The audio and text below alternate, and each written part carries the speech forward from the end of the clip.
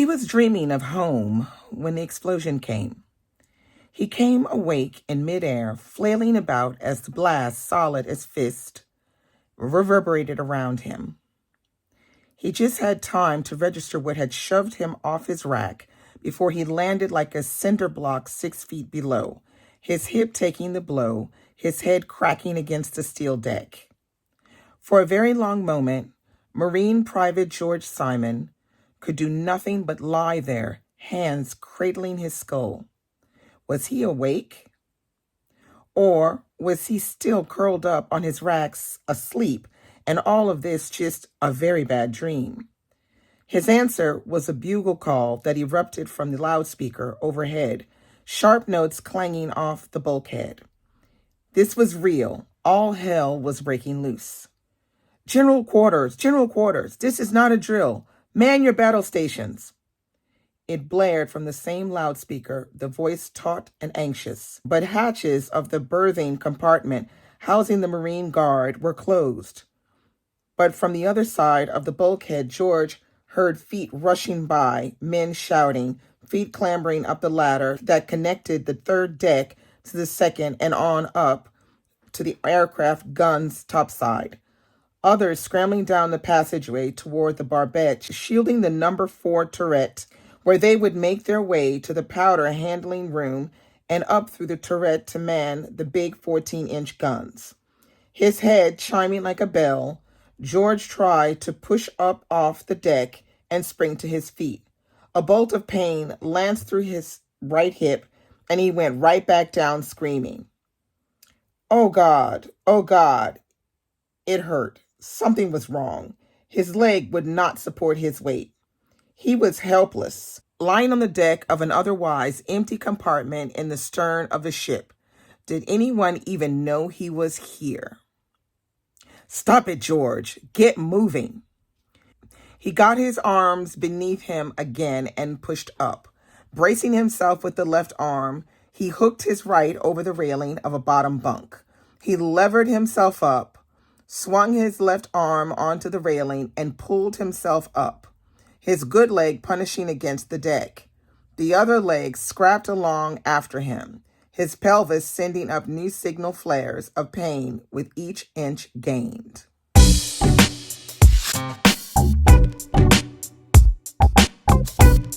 Hey guys, I'm back again, and I'm here to do a second review of my third read of the year, which is The Last Thing You Surrender by Leonard Pitts Jr. Okay, now, if you've been following me for a minute, you know this is one of my favorite books, like favorite book of all time.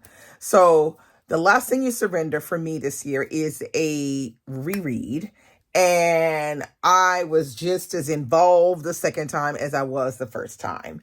This book is absolutely fantastic, and if you have not read it, I urge you to pick it up this 2024. So The Last Thing You Surrender was released in 2019, but we read The Last Thing You Surrender in the 2020 Read So Lit Read Along, where I discuss a book by an African-American writer, and I discuss it with musical Tatiana, and Michael reads Michael. And we all love this book. It was a real surprise, and I must admit, not having, really read anything by Leonard Pitts Jr. except for his articles, because he is a journalist and he had his own column. I had not read any of his fiction. I did not know he wrote fiction.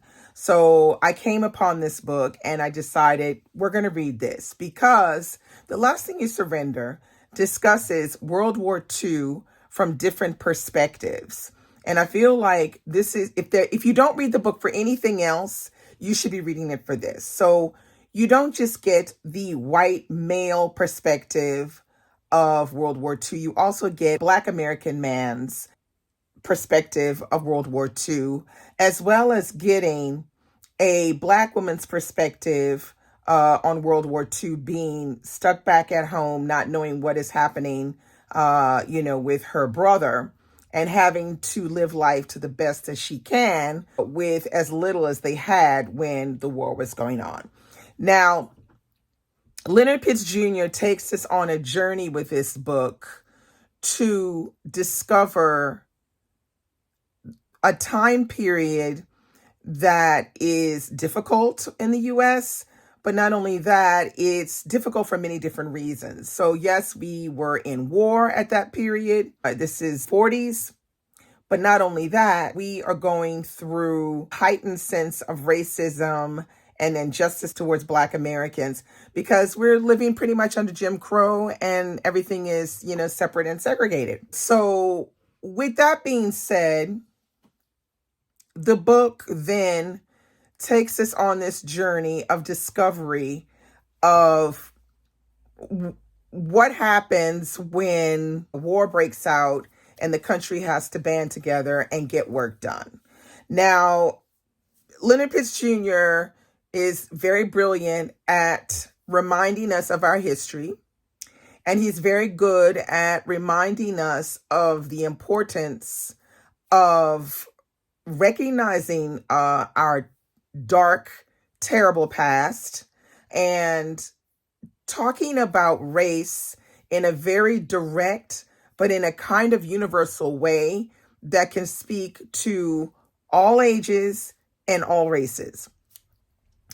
This is a book that every American should read, but I think that people who are not American can benefit from reading this book because then it can kind of understand a lot better where Americans are coming from when they talk about race and the issues of race in America in general, even today.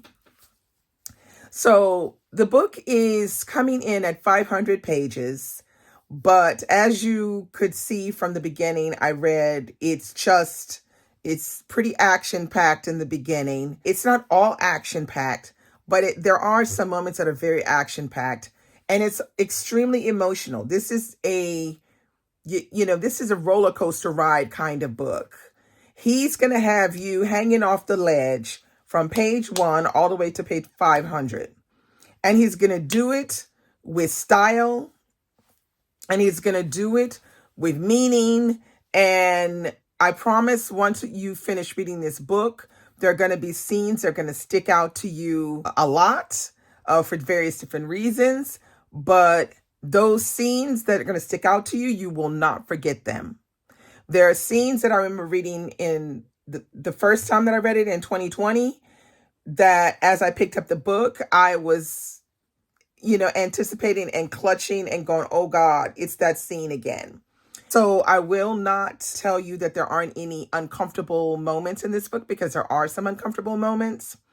But I think these uncomfortable moments are there for a reason, which is to not sugarcoat or whitewash anything. He's giving it to you like it is. So you need to take it like he's giving it. Okay. So that's all I'm going to say. I highly recommend this book. If you have bought this book because you heard me talk about it before and you still haven't read it, stop playing, dust your book off, and read it. So that's all I have for you today. Let's comment below. Let's have a chat. Talk about what you liked about The Last Thing You Surrender. Or tell me if you're going to read it now, because you hadn't read it, but it's sitting on your shelf. Let's discuss. I love to chat with you guys, and I will see you very soon with another video. Bye-bye.